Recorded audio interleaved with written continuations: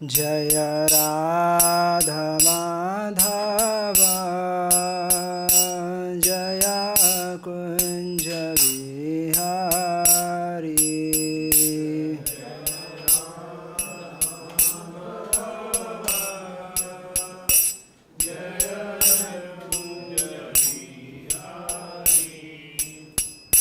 जय गोपी जना वल्लभा जय गिरिवरधारी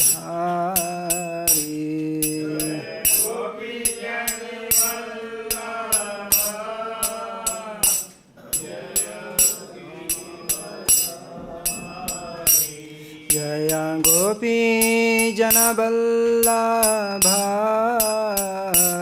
जय गिरिवरधारी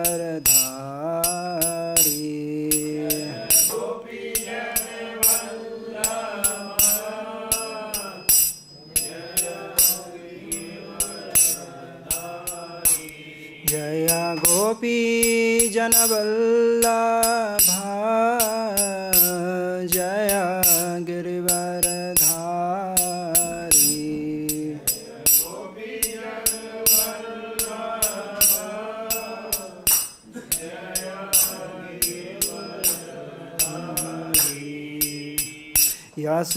यशोदानन्दन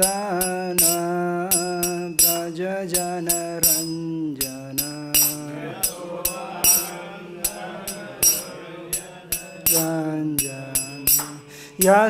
यशोदानन्दन व्रज जनरञ्जन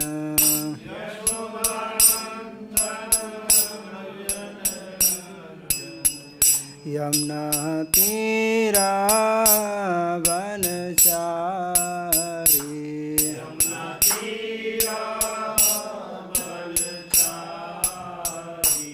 यमुना तीरावनचारी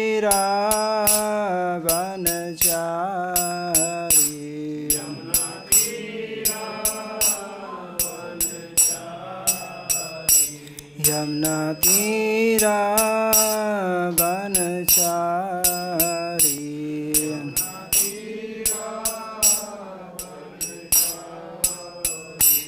यमुना तीरावनचारी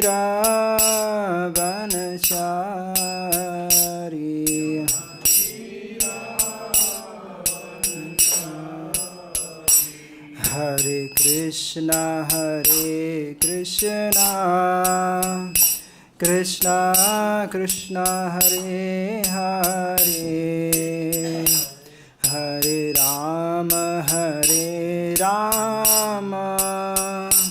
राम राम हरे हरे हरे कृष्णा कृष्णा कृष्णा हरे हरे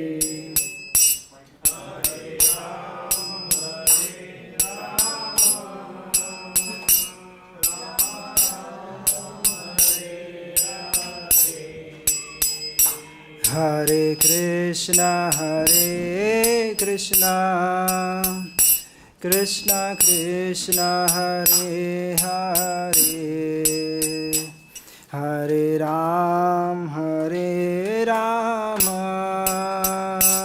राम राम हरे हरे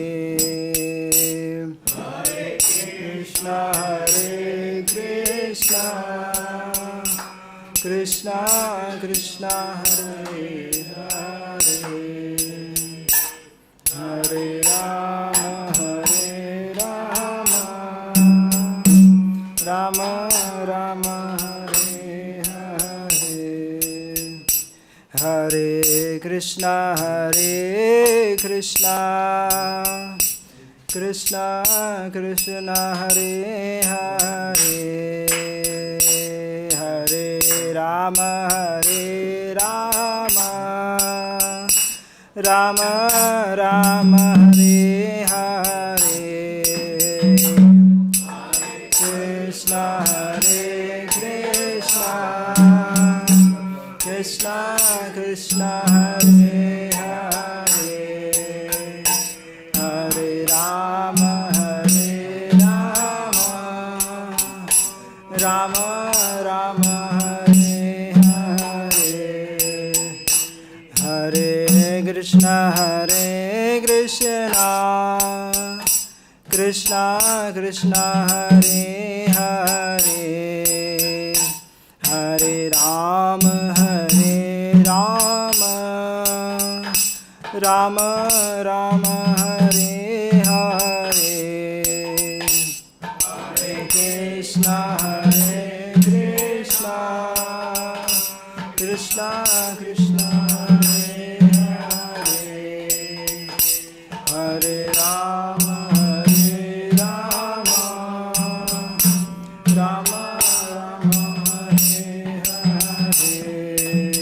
हरे हरे कृष्णा कृष्णा कृष्णा हरे हरे हरे राम राम राम हरे हरे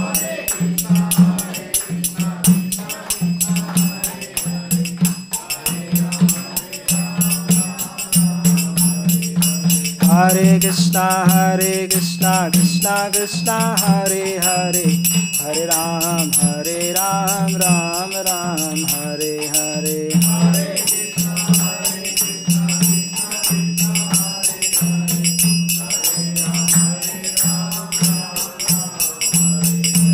हरे कृष्णा कृष्णा हरे हरे हरे राम राम राम हरे हरे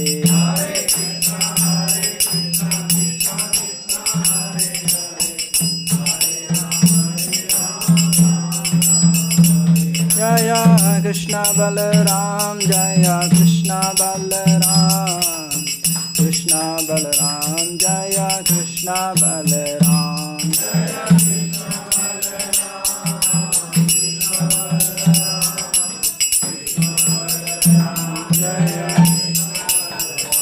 जय राधे श्याम जय राधे श्याम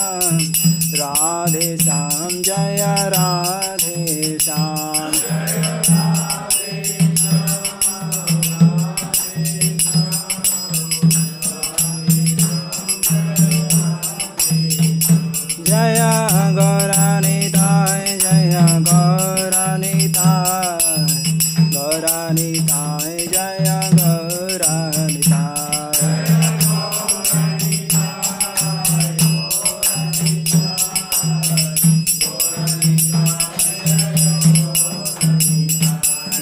जय प्रभुपाद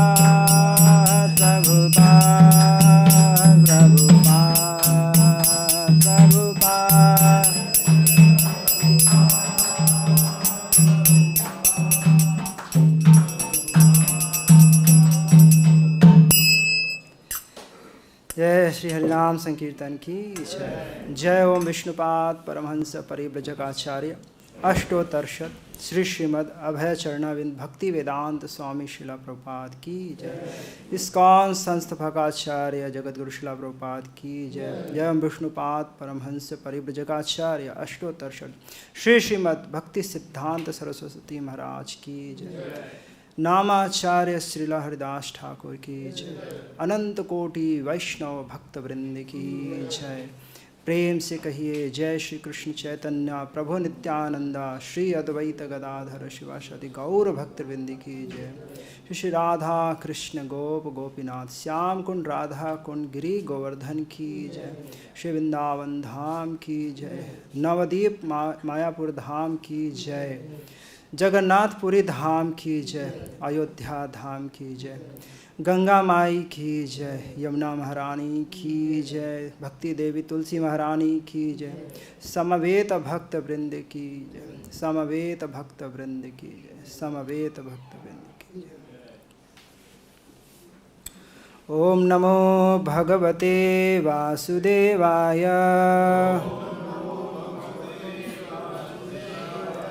ओम नमो भगवते वासुदेवाय। ओम नमो भगवते वासुदेवाय।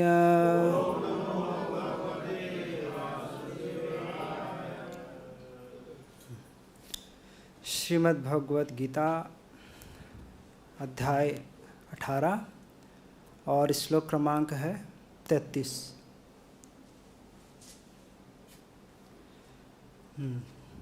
तो आप लोग पीछे से बोलिएगा। धृत्या यया धारयते मनः प्राणेन्द्रिय क्रियाः योगेन अव्यभिचारिण्या धृति सा पार्थ सात्विकी। धृत्या यया धारयते मनः प्राणेन्द्रिय क्रियाः योगेन अव्यभिचारिण्या धृति सा पार्थ सात्विकी। धृत्या यया धारयते मनः प्राणेन्द्रिय क्रियाः योगेन अव्यभिचारिण्या धृति सा पार्थ सात्विकी।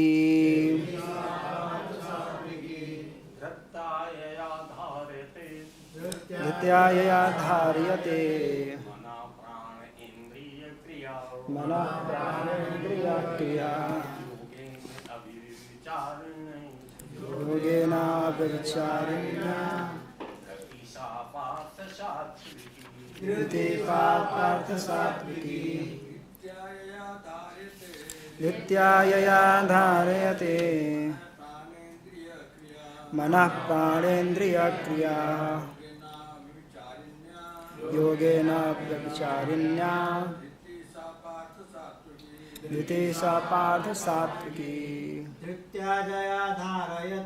धृत्या यया धारयते मनः प्राणेन्द्रिय क्रिया योगेन अव्यभिचारिण्या धृति सा पार्थ सात्विकी। माता जी। धृत्या यया धारयते मनः प्राणेन्द्रिय क्रिया योगेन अव्यभिचारिण्या धृति सा पार्थ सात्विकी। धृत्या यया धारयते मनः प्राणेन्द्रिय क्रिया योगेन अव्यभिचारिण्या धृति सा पार्थ सात्विकी। धृत्या संकल्प धृति द्वारा यया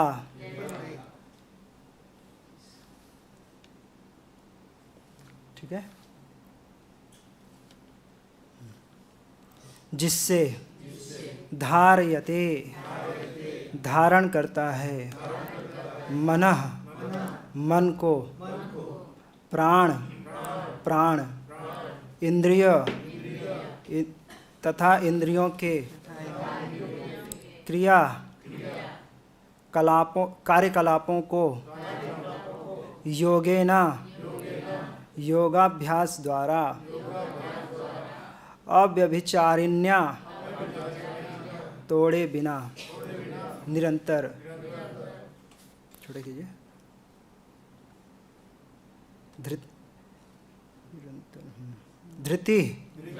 धृति सा वह पार्थ हे पृथापुत्र सात्विकी सात्विक।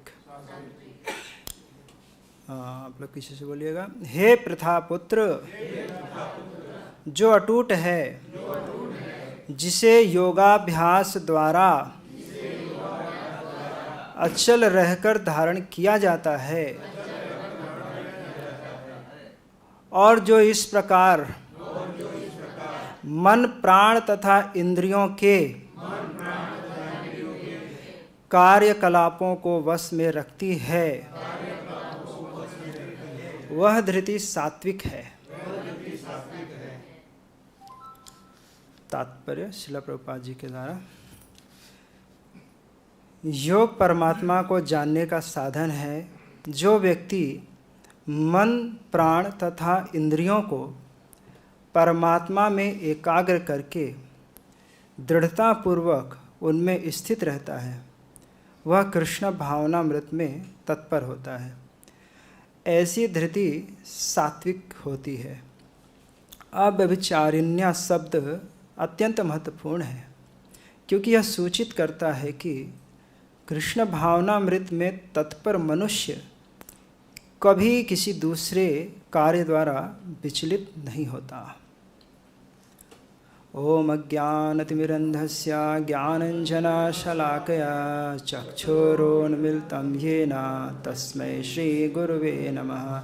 नमो ॐ विष्णुपादाय कृष्णप्रेष्ठाय भूतले श्रीमते भक्तिवेदान्त स्वामिनिति नामिने। नमस्ते सारस्वते देवे गौरवाणी प्रचारिणे निर्विशेष शून्यवादी पाश्चात्यदेशतारिणे। नमो महावदन्याय कृष्णप्रेम प्रदायते कृष्णाय कृष्णचैतन्य नामिने गौरतसे नमः। हे कृष्ण करुणा सिंधो दीनबंधो जगत्पते गोपेश गोपिका कांत राधा कांत नमस्तुते। तप्त कांचन गौरांगी राधे वृंदावनेश्वरी वृषभानुसुते देवी प्रणमामि हरिप्रिय। जयतां सुरतो पंगुर्मं मम मंदमतिर्गति मत्सर्वस्य पदाम्भोज श्रीराधा मदनमोहनो। वाञ्छाकल्पतरुभ्यश्च कृपा सिन्धुभ्यैव च पतितानां पावनेभ्यो वैष्णवेभ्यो नमो नमः। जय श्री कृष्ण चैतन्य प्रभु नित्यानंद श्री अद्वैता गदाधर श्रीवासादि गौरभक्तवृंदा। हरे कृष्णा कृष्ण कृष्ण हरे हरे हरे राम राम राम हरे हरे। हरे कृष्ण। तो आज के इस भगवद गीता में कक्षा में उपस्थित आज आप सभी वैष्णवियों का बहुत बहुत स्वागत है। और श्रीमद् भागवत में उल्लेख है कि जब सौनक आदि ऋषि श्री सुत गोस्वामी से प्रश्न करते हैं भागवत के अलग अलग मैटर्स पर, तो वहाँ पर बोलते हैं कि जैसे पक्षी अपने अपने क्षमता के अनुसार उड़ने का प्रयास करता है, उसी प्रकार से यथामति यथागति, उसी प्रकार से जितने भी भक्तजन हैं वे अपने अपने मति के अनुसार जितना जो समझते हैं, जितना ग्रहण कर पाते हैं, उसके अनुसार ही वह भगवान का अनुकीर्तन करने का प्रयास करते हैं।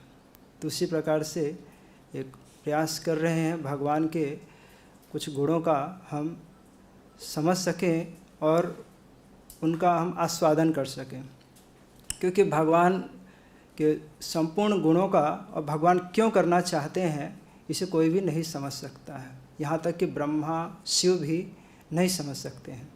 वो ये जरूर समझ जाते हैं कि भगवान की जो चेष्टाएं हैं, जैसे श्री कृष्ण अर्जुन का रथ हाँक रहे हैं, देखा जाती है ड्राइवरिंग का कार्य है।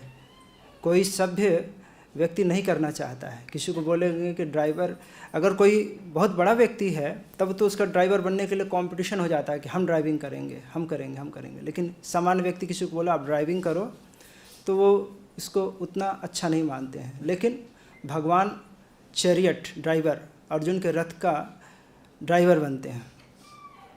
तो सब समझते हैं, ब्रह्मा शिव भी समझते हैं कि ये क्यों ड्राइवर बने हैं। तो जो नास्तिक जन है वो कहते हैं कि ये तो बस इनका अनुकरण है, एक ड्रामा मात्र है, ये ड्रामा कर रहे हैं। लेकिन ब्रह्मा शिव जानते हैं ड्रामा नहीं है, प्रेम है। प्रेम के कारण भगवान यहाँ सारथी बने हुए हैं, क्योंकि जहाँ पर प्रेम होता है भगवान जहाँ प्रेम होता है, प्रेम स्थायी भाव है हृदय में, तो उसके दो अनुभाव होते हैं। एक तो होता है चित्त जो होता है वो द्रवीभूत हो जाता है, और दूसरा वशीकरण हो जाता है। तो भगवान यशोदा रानी से बंध रहे हैं और अर्जुन के सारथी बन रहे हैं। इसका कारण एक ही है, प्रेम। और उस प्रेम के कारण ही, प्रेम में भक्त और भगवान दोनों एक दूसरे को बांधते हैं और बंधते हैं, और एक दूसरे को वशीभूत होते हैं और एक दूसरे के वशीभूत होते हैं, और एक दूसरे का चित्त भी द्रवीभूत होता है, आर्द्र हो जाता है देखकर। इस कारण से कृष्ण सारथी बने हैं। तो भगवान के संपूर्ण गुणों को वो भी नहीं समझ सकते, बस ये अंदाज़ा लगा लेते हैं कि क्यों बने हैं, एक क्या बने हैं, किस लिए बने हैं। लेकिन कृष्ण क्या कर रहे हैं, क्यों करना चाह रहे हैं, आगे क्या करेंगे, कोई भी नहीं समझ सकता है। पांडव इतने बड़े भक्त हैं, लेकिन देखते हैं द्रौपदी के 5 पुत्रों को मरने से भगवान नहीं बचाते हैं। तो उनकी जो चिकित्सा है वो कोई भी नहीं जान सकता है। भीष्म स्तुति में बोलते हैं कि कोई भी उनके चिकित्सा को नहीं समझ सकता है। इसलिए हे युधिष्ठिर, तुम इस राज्य का शासन करो, तुम उनकी चिकित्सा क्यों करना चाह रहे हैं इस चीज़ के पीछे मत जाओ, वो जो कह रहे हैं उसको करो। तो भगवान के ये जो वाणी है भगवत गीता, इसको पूरी तरीके से समझ पाना और एक एक जीवन में उतार पाना ये बहुत ही कठिन है, बहुत दुर्लभ है, बहुत आसान नहीं है। तो समझना भी आसान नहीं है, तो उसको उतारना तो और भी कठिन है। तो ये श्रीमद् भगवद गीता का 18वां अध्याय में 33वां नंबर का श्लोक है, जिसमें धृति के बारे में भगवान बता रहे हैं। धृति शब्द आप बहुत आसानी से समझ जाएंगे। धृति का अर्थ है, इंग्लिश में बोलेंगे तो आप बहुत अच्छे से समझ जाएंगे। धृति मतलब डिटर्मिनेशन। डिटर्मिनेशन तो सब जानते होंगे, किसी भी कार्य करने के लिए डिटरमाइंड होना पड़ता है कि ये कार्य मुझे करना है किसी भी हाल में। तो प्रभुपाद जी का जो ट्रांसलेशन देखेंगे इंग्लिश में, तो धृति का अर्थ वहाँ पे किया है प्रभुपाद जी ने डिटर्मिनेशन। डिटरमाइंड होना वही धृति कहलाता है। तो ये 33 नंबर के श्लोक से, जो आज का श्लोक है, यहाँ से धृति के बारे में बता रहे हैं। लेकिन 29 नंबर के श्लोक से भगवान बता रहे हैं कि मैं बुद्धि, क्योंकि इस अध्याय में देखेंगे कि कई तत्वों का भेद दिया गया है। जैसे त्याग 3 प्रकार के होते हैं, सात्विक, राजसिक, तामसिक। दान 3 प्रकार के होते हैं, सात्विक, राजसिक, तामसिक। कर्ता 3 प्रकार के होते हैं, सात्विक, राजसिक, तामसिक। उसी अनुक्रम में अब यहाँ पर भगवान बता रहे हैं कि बुद्धि, 29वें नंबर के श्लोक में बुद्धि और धृति 3 प्रकार के होते हैं। तो बुद्धि की व्याख्या हो चुकी है कि 3 प्रकार के, सात्विक बुद्धि क्या है, राजसिक बुद्धि क्या है और तामसिक बुद्धि क्या है। तो हम संक्षेप में बस बुद्धि के बारे में जानेंगे, क्योंकि दोनों एक दूसरे से रिलेशन रखते हैं। तो सात्विक बुद्धि क्या है? तो सात्विक बुद्धि के बारे में 30वें नंबर के श्लोक में बोलते हैं कि सात्विक बुद्धि क्या है, जहाँ पर व्यक्ति को धर्म अधर्म, प्रवृत्ति निवृत्ति, क्या करना है क्या नहीं करना है, इस चीज़ का ज्ञान रहता है। मोक्ष बंधन क्या है, यह इस चीज़ का उसे ज्ञान होता है। यह है सात्विक बुद्धि। जैसे हम भगवद गीता के दूसरे अध्याय में पढ़े हैं कि हम देह नहीं हैं, हम आत्मा हैं। तो ये सब जो विश्लेषण होता है किससे होता है? सात्विक बुद्धि से। इस ज्ञान पर जो टिके रहते हैं, ये किस कारण से टिके हैं? सात्विक बुद्धि के कारण। काल कर्म गुणाधीनो देहोयम पांच भौतिका कथम अन्यांस्तु गोपायेत सर्पो ग्रस्तो यथा परम। कि ये जो देह है काल कर्म गुण के अधीन है, कौन किसकी रक्षा कर सकता है? अगर किसी एक व्यक्ति को अजगर ने पकड़ा है, दूसरे को भी अजगर ने पकड़ा है, 2 व्यक्ति हैं और दोनों को अजगर ने पकड़ लिया है, तो काल कर्म गुण इस तीनों के द्वारा सब वशीभूत हैं। अब एक अजगर ने किसी एक व्यक्ति को पकड़ा है, तो क्या दूसरे को बचा सकता है? नहीं बचा, पहले अपनी ही रक्षा कर ले। तो ये सब जो ज्ञान है, इस प्रकार का जो विश्लेषण है, यह होता है सात्विक बुद्धि का यह कार्य है। और राजसिक में क्या है कि उसे ज्ञान रहता है, लेकिन पूरा ज्ञान नहीं रहता है कि यथार्थ क्या है, धर्म क्या है, अधर्म क्या है, क्या करना है क्या नहीं करना है, इसका एग्जैक्ट यथार्थ ज्ञान नहीं रहता है। वो देवताओं की भी पूजा करता है, वो बोलता है देवता की पूजा करो, भगवान की पूजा करो, सब एक ही है। कामहि तहि तहि हृतज्ञाना प्रपद्यन्ते अन्य देवता तम तम नियमम आस्थाय। उस नियम में स्थित होकर के अलग अलग देवताओं की पूजा करता है और बोलता है कि किसी की भी पूजा करो, सब एक ही रास्ता, सब जाएंगे एक ही जगह। अब किसी को दिल्ली जाना है तो आगरा वाले रास्ते में जाए, या फिर जयपुर के रास्ते में जाए, या बॉम्बे के रास्ते में जाए, बोले किसी भी रास्ते में जाओ, सब जाएंगे एक ही जगह। तो ये संभव नहीं है। तो जिनको जो रासिक बुद्धि है उनका विचार ऐसे रहता है कि सब एक हैं। हम लोग भी पहले रासिक बुद्धि के कैटेगरी में ही थे, जब भक्त नहीं बने थे तो लगता है सब पूजा सब एक ही हैं, सबको एक स्तर पर रखते थे किसी को छोटा बड़ा नहीं, सब एक है। तो ये रासिक बुद्धि है। और तामसिक क्या है? जो धर्म है उसको अधर्म, और जो अधर्म है उसको धर्म। अब सनातन धर्म ही इस जगत का सबसे मुख्य धर्म है, सबका धर्म है सनातन धर्म। लेकिन जो तामसिक बुद्धि वाले हैं वो क्या बोलेंगे? ये सनातन धर्म तो कोरोना वायरस की तरह है ना, बोलते हैं सनातन, क्योंकि उनको ज्ञान भी नहीं है और ज्ञान वो स्वीकारना भी नहीं चाहते हैं। उन्हें ये मालूम नहीं है कि सनातन धर्म के कारण ही सारा जगत शांति से रह सकता है। लेकिन वो बोलते हैं ये तो कोरोना वायरस की तरह है, इसको ख़त्म कर देना चाहिए। ख़त्म तो कोई कर नहीं सकता, कि अगर ख़त्म कर देंगे तो सनातन कैसा है ये? तो सनातन का अर्थ ही है जो कभी भी समाप्य नहीं है, वो निरंतरता उसकी बनी रहेगी। लेकिन वो समझते नहीं है और समझना भी नहीं चाहते हैं। वो बोलते हैं ये कोरोना वायरस है। तो ये बुद्धि के बारे में अब यहाँ से 33 नंबर के श्लोक जो आज हम लोग पढ़ रहे हैं, आज हम लोग का जो विषय है सात्विक धृति। सात्विक धृति क्या है? तो धृति का अर्थ है डिटर्मिनेशन। तो प्रभुपाद जी यहाँ बहुत सिंपल सीधे अर्थ में समझा दे रहे हैं कि व्यक्ति मन, प्राण, इंद्रियों को परमात्मा में एकाग्र करके दृढ़तापूर्वक उनमें स्थित रहता है, यही सात्विक धृति है। मतलब अपने मन को, इंद्रियों को और प्राण को नियंत्रित करके भगवान की भक्ति करते रहना, यही सात्विक धृति की स्थिति है। सिंपल एक श्लोक का एक लाइन में अगर कोई बोले कि इसका एक लाइन में आप उत्तर दीजिए तो यही है कि मन, प्राण, इंद्रियों को नियंत्रित करके उस परमेश्वर की प्राप्ति के लिए लगे रहना, यही सात्विक धृति है। तो ये सात्विक धृति सबके लिए है, क्योंकि यहाँ प्रभुपाद जी लिख रहे हैं योग का अर्थ है परमात्मा को जानने का साधन है क्या? योग। योग जो है संस्कृत के युजि समाधौ धातु से बना है। मतलब किसी कार्य को प्राप्त करने, किसी श्रेय को प्राप्त करने के लिए, श्रेष्ठ उपलब्धि के लिए जो प्रयास किया जाता है उसे ही कहते हैं योग। और उस योग को प्राप्ति के लिए व्यक्ति अलग अलग मार्गों का अनुशीलन करता है। कोई प्रारंभ करता है कर्मयोग करता है, फिर उससे आगे बढ़ता है तो ध्यान योग करता है, ज्ञान योग करता है, फिर ध्यान योग, फिर भक्ति योग, टॉप मोस्ट योग भक्ति योग। तो ये विभिन्न प्रकार के श्रेय प्राप्ति के विभिन्न साधन जो बताए गए हैं, उन साधनों को ही कह दिया जाता है योग। तो बोल रहे हैं योग का लक्ष्य क्या है? योग परमात्मा को जानने का साधन है।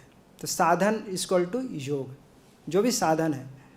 तो व्यक्ति का स्तर अलग अलग है, उस स्तर के अनुरूप वह अलग अलग साधनों को करता है। हर कोई भक्ति योग में तुरंत आ जाए ये संभव नहीं है। ये भक्ति योग जो भी भक्ति कर रहे हैं ये कई जन्मों के सुकृत्य हैं और महान वैष्णव की कृपा है, जिसके कारण हम लोग ये माला जो जप कर रहे हैं, भागवत सुन रहे हैं, रुचि हो रही है, ये हमारे खुद के प्रयास से नहीं है, ये वैष्णव की कृपा के कारण ही यह संभव हुआ है। तो ये लेकिन जिसके ऊपर कृपा नहीं है वो ये 3 मार्गों में भटकता रहता है, या तो कर्मयोग में, ध्यान योग में, ज्ञान योग में। अगर वैष्णव की कृपा होती है तो फिर वो भक्ति योग में प्रवेश करता है। और ऐसी जो धृति है जहाँ व्यक्ति मन, प्राण, इंद्रियों को नियंत्रित करके, कंट्रोल करके पूर्ण रूप से परमात्मा को प्राप्त करता है, वह सात्विक धृति कहलाता है। और प्रभुपाद जी यहाँ बोल रहे हैं आगे, अव्यभिचारिणी, ये जो शब्द है अत्यंत महत्वपूर्ण है। अव्यभिचारी का अर्थ होता है फ्लिकरिंगनेस, स्टडीनेस नहीं होना, बदलते रहना। किसी व्यक्ति का एक जगह, किसी एक इष्ट में स्थित मन नहीं है, कभी ये तो कभी वो, गंगा गए तो गंगादास, यमुना गए तो यमुनादास, तो कहीं उसकी स्थिरता नहीं है, तो उसको बोलते हैं व्यभिचारी स्थिति है। अव्यभिचारी मतलब फिक्स्ड माइंड उसका उस स्थिति में है।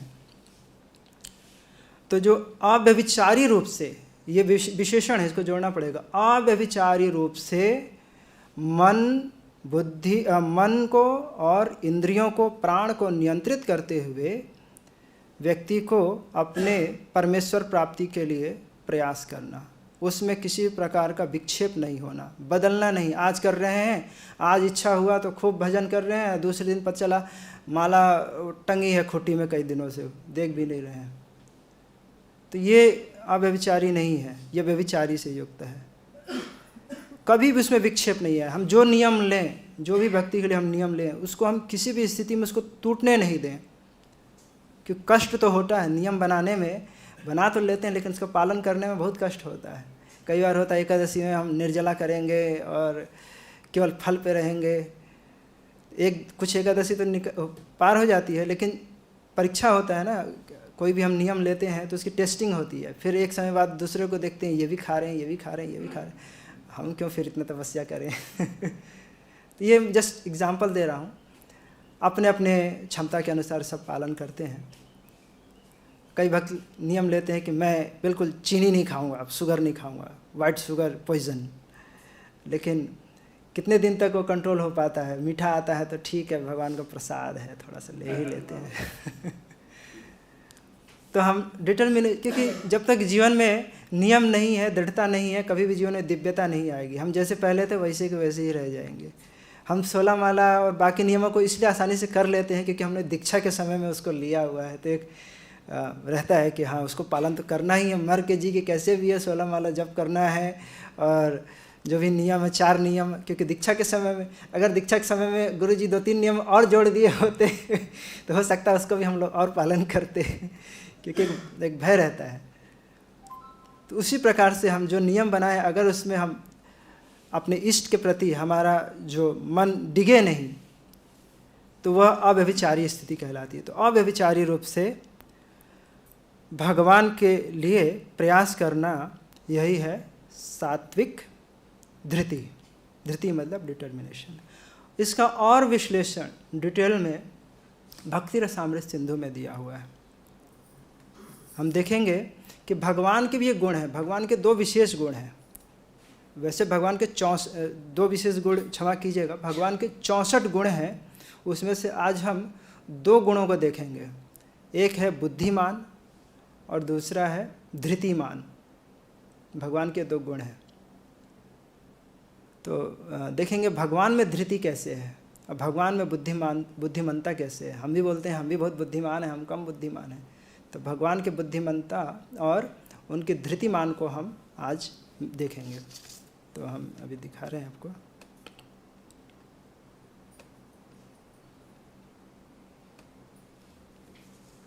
तो पहला बुद्धिमान। तो श्री भक्ति रसामृत सिंधु में 64 गुणों का विश्लेषण किया गया है, जिनमें से बुद्धिमान एक गुण है। तो उसको हम देख रहे हैं। तो बुद्धि के 2 भेद बताए गए हैं। एक है मेधावी। मेधावी सुना है आपने? मेधावी छात्र हैं बहुत। किसी का अर्थ मालूम है मेधावी का अर्थ क्या है? और कोई? मेधावी का अर्थ?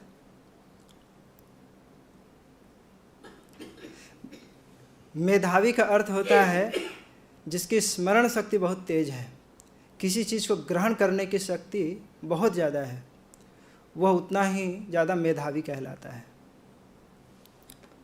तो हम देखेंगे यहाँ पर भगवान श्री कृष्ण कहाँ गए थे पढ़ने के लिए?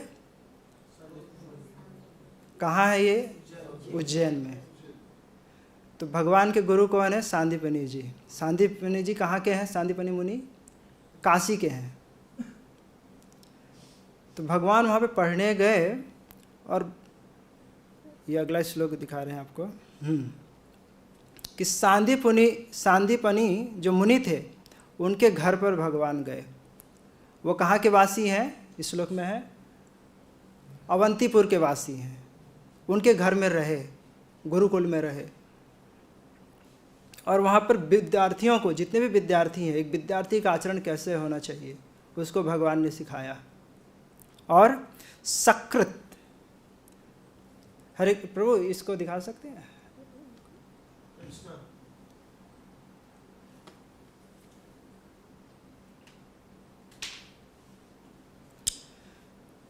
तो गुरु जी एक बार बोलते थे। सकृत मतलब होता है एक बार। सकृत निगत मात्रता, एक बार बोलते थे। और सकलम एवं बुद्धाकुलम दधो, भगवान तुरंत ही उसको ग्रहण कर लेते। एक बार सुनते थे। 64 दिन में 64 कलाएं आपने सुनी होंगी। 64 दिन में 64 कलाएं सीख गए भगवान। तो एक बार गुरु जी बोलते थे, एक बार से दोबारा बोलने की जरूरत नहीं पड़ती थी। तो ये है उदाहरण मेधावी का। तो हम में से कोई इतना मेधावी है जिसको एक बार बोलने में दोबारा उसको ज़रूरत नहीं है, धारण कर ले, पूर्णतः धारण कर ले, उसका भाव भी समझ जाए, उसके अर्थ को भी समझ जाए। तो मेधावी का कहा जाए तो फोटोग्राफी मेमोरी भी एक प्रकार से कह सकते हैं कि बस श्रुतिधर भी कह सकते हैं, लेकिन श्रुतिधर से भी यह मेधावी शब्द आगे है। उसके श्रुतिधर जरूरी नहीं कि भाव को समझेगा, वो उसके अर्थ को समझ जाए, लेकिन भगवान उसके अर्थ को भी समझ जाते थे। और कैसे समझ जाते थे? दृष्टांत दे रहे हैं, हृदय मंदिरे किमपि चित्रवन माधव। जैसे दीवार पे पेंटिंग हो जाती है, उसी प्रकार से अपने हृदय मंदिर पे उस ज्ञान की पेंटिंग हो जाती थी। मतलब वो कभी छूटेगा नहीं, अब वो परमानेंट पेंटिंग वैसा। तो हृदय मंदिरे किमपि चित्रवन, चित्र की तरह उनके हृदय में वह धारण हो जाता था। और दूसरा जो गुण है, दूसरे दो भेद है बुद्धि के, एक मेधावी और दूसरा है सूक्ष्मधि। सूक्ष्मधि सुना है आपने किसी ने? सूक्ष्मधि का अर्थ है किसी वस्तु में बहुत ही सूक्ष्मता से विश्लेषण करने की क्षमता। हम लोग कुछ डिसीजन लेते हैं तो ऊपर ऊपर से डिसीजन ले लेते हैं, और कभी वो डिसीजन फेल हो जाता है, कभी भगवान की कृपा से कभी पास हो जाता है। तो भगवान कैसे सूक्ष्मधि हैं, बहुत सूक्ष्मता से किसी भी चीज़ पर गहन विचार करते हैं। श्लोक है कि जब काल यवन को यह वरदान प्राप्त था कि कोई यदुवंशी उसको मार नहीं सकता है। और जब वो मथुरा पर अटैक करने आया, कितने अक्षौहिणी सेना लेकर, मुझे भी एकदम ध्यान नहीं है, लेकिन 20 की 23 इतनी अक्षौहिणी सेना को ले करके मारने के लिए आया। उधर से मगध नरेश जरासंध भी सेना लेकर आए, और यहाँ से कालयवन भी लेकर आया। और कालयवन का वरदान था कि यदुवंशी कोई मुझे मार नहीं सकता। तो भगवान विचार कर रहे हैं, यदु भी अयम अवध्या, अरे ये तो काल यवन, ये यदुओं के द्वारा तो मारा नहीं जा सकता है। म्लेच्छ राजा, ये म्लेच्छ राज काल यवन जो है यदुओं के द्वारा मारा नहीं जा सकता है, तब मुझे क्या करना चाहिए? तो भगवान विचार कर रहे हैं, तदेनम, मतलब इस काल यवन को झरमुचि मुकुंदा कंदरे। भगवान विचार कर रहे हैं मुकुंद के ऊपर भी कृपा कर, मुचुकुंद के ऊपर भी कृपा करना है और काल यवन को भी मारना है, दोनों काम एक साथ हो जाए। कितनी विचार है भगवान का, कितनी गहनता से विचार है। और यहाँ मथुरा में भी किसी को कोई नुकसान नहीं हो, तो ऐसा क्या किया जाए? और यहाँ आदमी को इतना टेंशन में इतना विचार काम नहीं करता है। यहाँ जरासंध आ रहा है और यहाँ काल यवन आया है, पूरा मथुरा को घेर के रखे हुए हैं। अब भगवान विचार कर रहे हैं कि एक कृपा भी करना है, इनको भी बचाना है, मथुरावासी को भी बचाना है, और काल यवन को भी मारना है। तो बोल रहे हैं कि ये मुचुकुंद जो सो रहे हैं गुफा में, मैं इस काल यवन को, म्लेच्छ राजा को वहाँ पर लेके जाऊँगा, और जहाँ दृष्टिपात होगा मुचुकुंद महाराज का, मुचुकुंद महाराज वहाँ पर धौलपुर में, शायद धौलपुर या जूनागढ़ की गुफा है, जूनागढ़ है, अच्छा, तो जूनागढ़ में गुफा है जहाँ मुचुकुंद महाराज सो रहे थे। तो वहाँ पर लेके जाऊँगा, और जहाँ उनकी दृष्टि पड़ेगी यह काल यवन अपने आप भस्म हो जाएगा। और ऐसा नहीं केवल सो रहे हैं, वो गुफा बहुत विशेष गुफा थी, वहाँ माया के प्रभाव से उनको जिस चीज़ की आवश्यकता होती थी वह सब वहाँ उपलब्ध हो जाता था। झरमुची शब्द का अर्थ होता है जहाँ पर सारी सुविधाएं, सब चीज़ उपस्थित हों। तो झरमुची मुचुकुंदहा कंदरे, जहाँ जिस कंदर में गुफा में सो रहे हैं, सुखमय, दुख में सो नहीं रहे, सुखमय, क्योंकि उन्होंने वरदान मांगा था कि मुझे कोई डिस्टर्ब नहीं करे सोने में। इसलिए कई कोई भक्त सोते हैं, कुछ मुचुकुंद स्वभाव के भी रहते हैं, उनको उठाने में बहुत डर लगता है। तो सुखमय निज निद्रा भंजन, इनकी निद्रा, सुखमय निद्रा टूटेगी और ध्वंसी दृष्टि देख के तुरंत इसको भस्म कर देंगे। भगवान इस प्रकार से विचार कर रहे हैं। तो ये है सूक्ष्मधि। तो बुद्धिमान के दो भेद हुए, एक मेधावी और दूसरा सूक्ष्मधि। अब आगे हम देखते हैं धृतिमान। धृति के भी धृतिमान, धृति शब्द का जो अर्थ प्रभुपाद जी ने समझाया था वह अर्थ था मन, इंद्रियां और प्राण, तीनों को जो संयमित रखे और अपने परमार्थ प्राप्ति के मार्ग का अनुशीलन करे, वही सात्विक धृति है। धृति का एक सिंपल अर्थ है जो मन, प्राण, इंद्रियों को संयमित रखे। तो ये धृति के भी दो भेद हैं, भक्ति रसामृत सिंधु में वर्णन है। एक भेद है धृति का पूर्णस्पृह और दूसरा भेद है क्षोभ कारणे शांतः। तो एक एक करके हम देखते हैं। पूर्णस्पृह, पूर्णस्पृह का अर्थ आप समझ रहे होंगे। पूर्णस्पृह मतलब जिसकी सारी स्पृहाएं, इच्छाएं पूर्ण हो।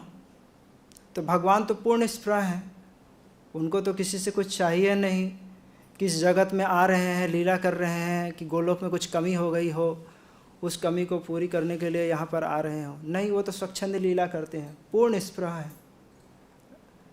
तो पूर्ण स्पृह है। लेकिन भगवान कृष्ण का एक गुण है, वह यशः प्रिय है।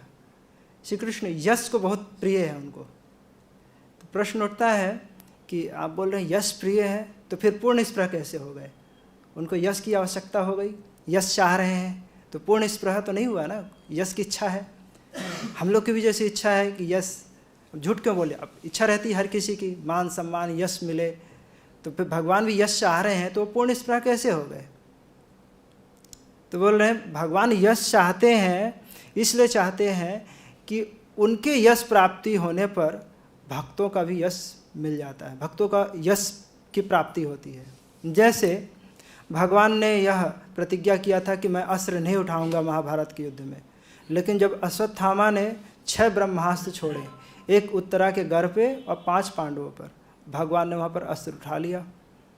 तो आचार्य लिखते हैं कि भगवान का तो एक नाम खराब हुआ कि उन्होंने अपने नियम का पालन नहीं किया, लेकिन भगवान ने एक बहुत बड़ा यश कमाया। क्या यश है? भक्त वत्सलता, कि अपने भक्त वत्सलता जो धर्म है उसकी रक्षा की। तो भक्त वत्सलता जो ये धर्म है उसकी रक्षा की और महान यश कमाया। लेकिन यहाँ भक्तों को भी यश मिला। क्या यश मिला? अरे ये पांडव कितने महान भक्त हैं कि इनके लिए कृष्ण ने अपनी प्रतिज्ञा भी तोड़ दी। कितने इनके जैसे, कितना महान भक्त हैं ये। तो भगवान यश चाह रहे हैं, लेकिन किस लिए? अपने भक्तों के लिए। इसलिए भगवान का पूर्ण स्पृह जो है स्वभाव वह खंडित नहीं होता है। महाभारत युद्ध के पहले युधिष्ठिर महाराज ने कौन सा यज्ञ संपादित किया था? राजसूय यज्ञ। और महाभारत युद्ध के बाद अश्वमेध यज्ञ, पापों को निवृत्ति के लिए अश्वमेध यज्ञ किया था। वो करना नहीं चाह रहे थे उस यज्ञों को भी, लेकिन भीष्म देव के समझाने से उन्होंने राज्य शासन किया और यज्ञ भी किया। और राजसूय यज्ञ किया तो उस समय वे राजसूय यज्ञ जो कर लेता है वह संपूर्ण सब जगह का वह सबसे बड़ा राजा, चक्रवर्ती, सम्राट घोषित हो जाता है। और उसके लिए बहुत धन संपत्ति की आवश्यकता होती है। आज के समय में तो सामान्य यज्ञ करने के ही लाले पड़े रहते हैं, वो सब यज्ञ क्या करेंगे? न घी है, न उस लेवल के ब्राह्मण मिलते हैं, न काल का ज्ञान है, काल का भी ज्ञान नहीं है। आज के समय ऐसे हैं कि कब बारिश हो जाए वो भी ठीक नहीं है। पहले तो बारिश होती थी, बारिश के सीजन में भी तो अधिकतर रात्रि में होती थी। जो पवित्र राजा जब शासन कर रहे थे तो रात्रि में ही होती थी, क्योंकि दिन में व्यवधान किसी कार्य का नहीं होता था। तो यज्ञ की जब यज्ञ में बहुत से धन की आवश्यकता है, तो ये श्रीमद् भागवत के प्रथम स्कंध का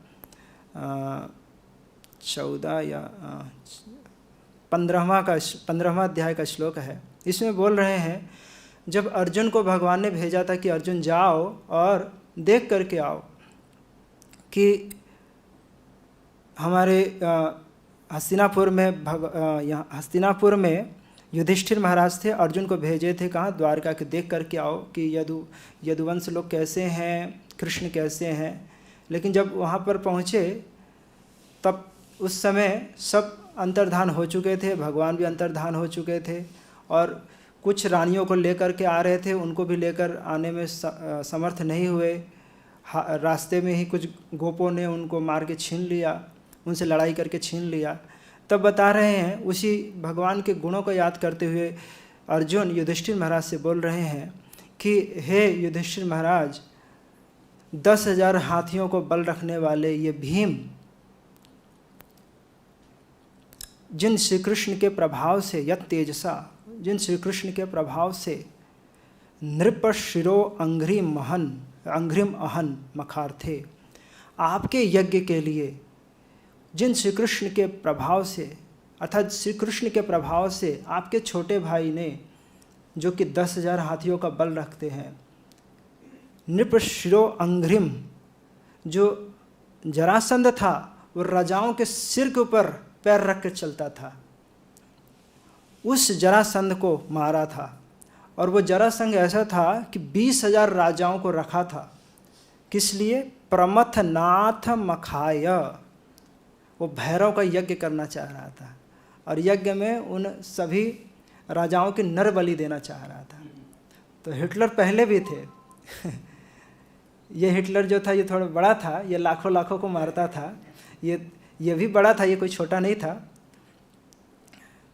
तो प्रमथनाथ मखाया, उसके लिए वो राजाओं को पकड़ के लाया था। उन सभी राजाओं को कृष्ण के प्रभाव के कारण 10,000 हाथियों के बल होने के बावजूद भी भीम मारने में समर्थ नहीं थे जरासंध को। कृष्ण के कारण ही वो मार पाए। और उन 20,000 राजाओं ने जितने भी धन संपत्ति है सब ला करके आपके चरणों में रखा था, जिसके कारण आप यज्ञ कर पाए। उन कृष्ण को मैं याद करके बहुत विह्वलित हो रहा हूँ। तो ये भागवत का, ये भक्ति रसामृत सिंधु का अगला श्लोक है कि भगवान यश प्रिय हैं, कंसारी, कृष्ण का एक नाम है कंसारी, कंस के जो शत्रु हैं, यश प्रिय हैं, लेकिन फिर भी जरासंध को मारने का यश जो है किसको प्रदान किया? भीम को प्रदान किया। भीमाय, भीम को, अतुलाम कीर्तिम, कितनी बड़ी कीर्ति है कि जरासंध को मार दिया भीम ने, जरासंध को मार दिया भीम ने। तो कृष्ण ने, कंसारी भगवान ने मगध पते, मतलब मगध पते कौन? जरासंध, उसको मारने का जो श्रेय है भीम को दिया। क्यों दिया? बोल रहे हैं जिसके पास लोकोत्तर गुणशाली नाम, जिसके पास लोकोत्तर गुण, इतना यश पहले से ही है, उसको क्या फर्क पड़ जाएगा एक यश कम हो जाएगा तो ऐसा विचार कर रहे हैं। उनको किसी यश की ज़रूरत नहीं है। उन्होंने, भगवान ऐसा नहीं किसी कारण से या फिर किसी कोई कार्य चाहते थे इसलिए उनको यश प्रदान किया। बोल रहे हैं भगवान निरपेक्ष हैं, उनका कोई स्वार्थ नहीं है। अगर स्वार्थ होगा तो फिर वह भगवान फिर उपासनीय कैसे होंगे?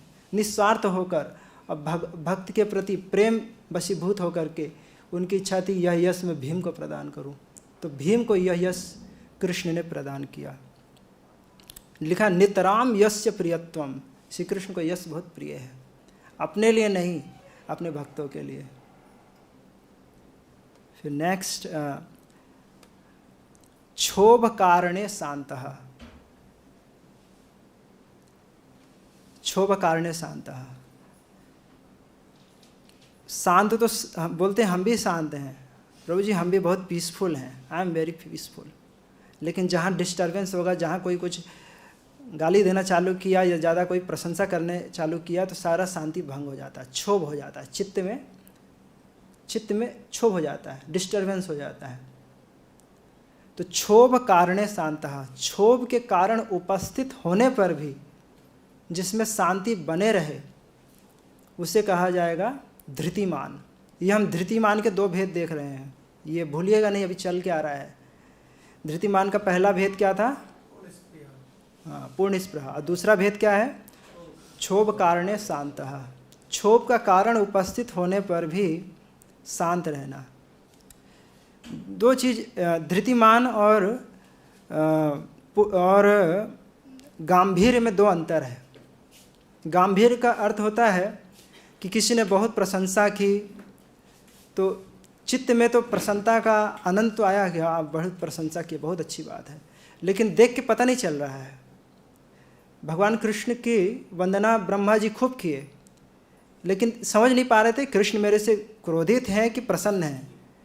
तो जब व्यक्ति को देख करके ये समझ में नहीं आए कि ये व्यक्ति मुझसे क्रोधित है कि प्रसन्न है, तो कहा जाएगा वो गंभीर है, मतलब उसके भाव को नहीं समझा जाता है, समझ सकते हैं।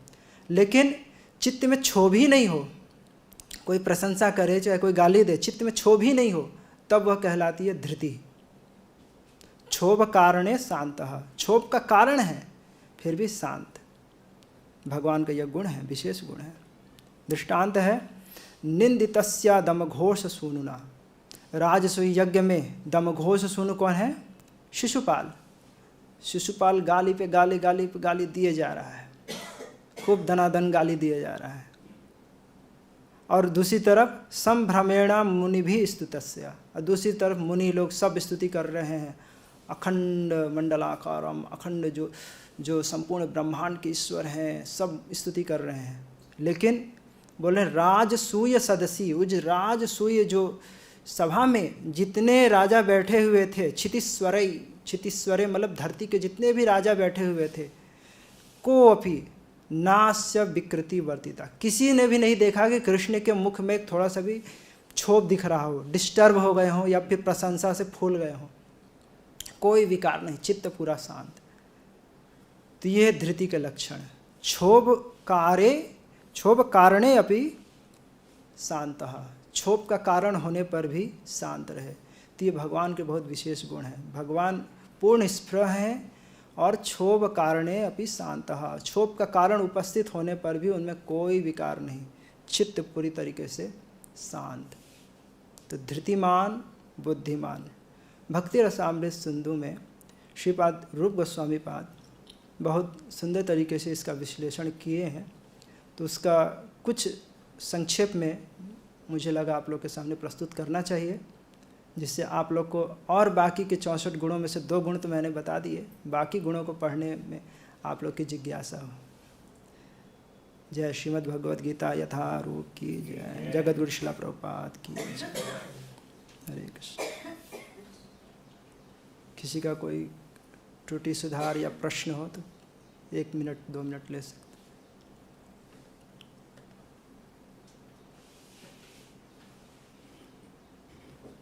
ओके। जय त्रिभुवननाथ प्रभु की जय।